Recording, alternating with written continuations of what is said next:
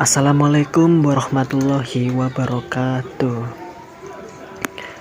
Perkenalkan, nama saya Johan Jayadi dari Universitas Kadiri, Teknik Industri.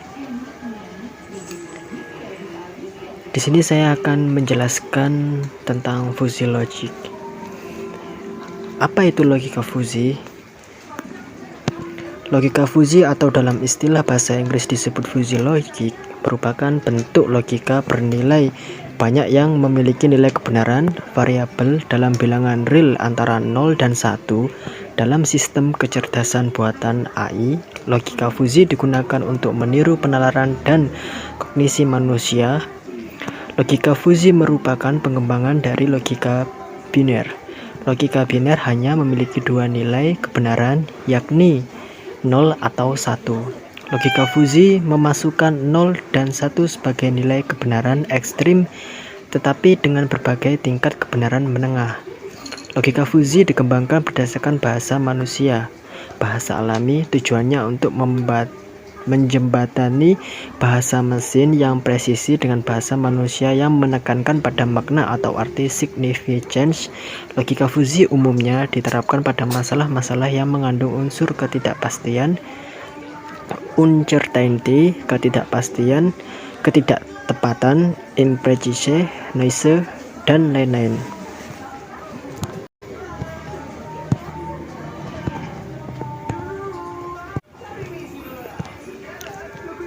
Sejarah fusi logik. Logika fusi pertama kali diperkenalkan oleh Lotfi Zadeh melalui tulisannya tentang teori himpunan fusi pada tahun 1965. Lotfi Zadeh adalah seorang ilmuwan Amerika Serikat berkebangsaan Iran dari Universitas California di Berkeley.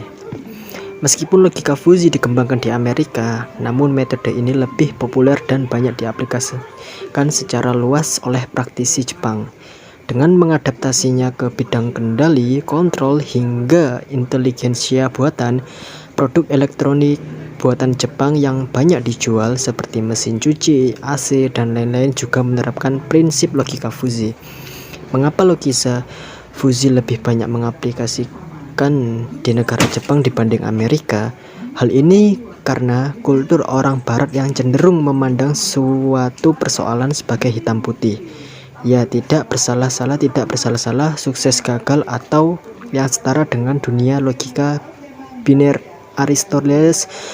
Sedangkan kultur orang timur lebih dapat menerima dunia abu-abu atau fusi.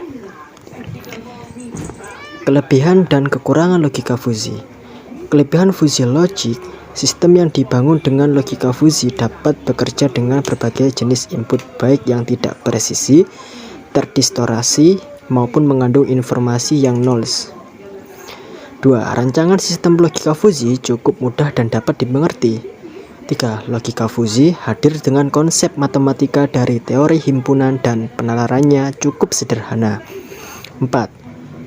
Dapat memberikan solusi yang sangat efisien untuk masalah kompleks di semua bidang kehidupan karena menyerupai penalaran dan pengembalian keputusan manusia. 5. Logika fusi dapat dikodekan menggunakan lebih sedikit data sehingga tidak menempati ruang memori yang besar. 6. Algoritma ini fleksibel dan aturannya dapat dimodifikasi. Untuk kekurangan fusi logik, 1. Keakuratan sistem dapat terganggu karena sebagian besar sistem bekerja pada data dan input yang tidak akurat. 2. Tidak ada pendekatan sistematis tunggal untuk memecahkan masalah menggunakan logika fusi. Akibatnya, banyak solusi muncul untuk masalah tertentu yang bisa menyebabkan kebingungan. 3. Kelemahan utama dari sistem kontrol logika fusi adalah bahwa algoritma ini sepenuhnya bergantung pada pengetahuan dan keahlian manusia. 4. Kita harus memperbarui aturan sistem kontrol logika fusi secara teratur. 5. Algoritma ini tidak dapat mengenali pembelajaran mesin atau jaringan saraf. 6.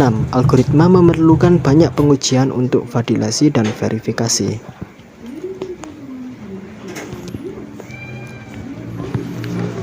Arsitektur sistem logika fusi. Pada dasarnya ada 4 bagian dalam arsitektur sistem logika fusi, yakni 1. Rule base. berisi semua aturan dan kondisi LFC untuk mengontrol pengembalian keputusan. Namun seiring perkembangan modern, jumlah aturan dalam rule base yang digunakan logika fuzzy telah banyak berkurang. 2. Fuzzification. Fuzzifikasi adalah komponen kedua dalam arsitektur logika fuzzy dan berguna untuk membantu mengubah input. Komponen ini membantu dalam mengkonversi angka ekstrim ke himpunan fuzzy. Masukan yang ekstrim diukur oleh sensor dan diteruskan ke sistem kontrol untuk diproses. Modul ini digunakan untuk mengubah input sistem dan juga membantu dalam membagi sinyal input menjadi 5 state. 1. Yaitu large positif, medium positif, small, medium negatif, large negatif. 3. Interference ending. Komponen ketiga ini membantu dalam membentukkan tingkat kecocokan antara input fuzzy dan aturan fuzzy. Berdasarkan presentasi itu, diputuskan aturan mana yang perlu diterapkan. Setelah itu, dikembangkan tindakan kontrol. Aturan yang diterapkan digabungkan. 4. Defuzzifikasi. Modul ini adalah kebalikan dari proses fuzzification. Di sini nilai fuzzy diubah menjadi nilai ekstrim melalui pemetaan mapping. Akan ada beberapa metode defuzzifikasi untuk melakukan ini, tetapi pemilihan metode yang terbaik didasarkan sesuai input. Metode yang dilakukan untuk defuzzifikasi ini yakni metode rata-rata average dan metode titik tengah center of area yang digunakan untuk membantu pengambilan keputusan yang tepat. Kegunaan dan penerapan logika fuzzy. Penerapan logika fuzzy tersebar di beberapa bidang, diantaranya adalah sebagai berikut. Medis, mengkontrol tekanan arteri saat memberikan anestesi kepada pasien. Digunakan dalam radiologi, diagnosa dan sistem pendukung diagnosis kanker prostat dan diabetes. Sistem transportasi, menangani operasi kereta bawah tanah, mengontrol jadwal kereta, mengerem dan menghentikan kendaraan berdasarkan parameter seperti kecepatan mobil, akselerasi, dan kecepatan roda. Pertahanan, menemukan dan mengendali target di bawah air, mendukung pengambilan keputusan angkatan laut, menggunakan gambar inframerah thermal untuk pengenalan target, digunakan untuk mengontrol pencegat hypervelocity. Industri, mengontrol pabrik pemurnian air, menangani masalah dalam kepuasan kendala dalam desain struktural, analisis pola untuk jaminan kualitas. Logika fuzzy digunakan untuk menangani pengolahan air limbah lumpur. Kontrol angkatan laut, mengemudikan kapal dengan benar, memilih rute optimal atau terbaik untuk mencapai tujuan. Autopilot berdasarkan pada logika fuzzy. Kendaraan bawah air otonom dikendalikan menggunakan logika fuzzy. Itulah dari saya tentang logika fuzzy. Assalamualaikum warahmatullahi wabarakatuh. Terima kasih.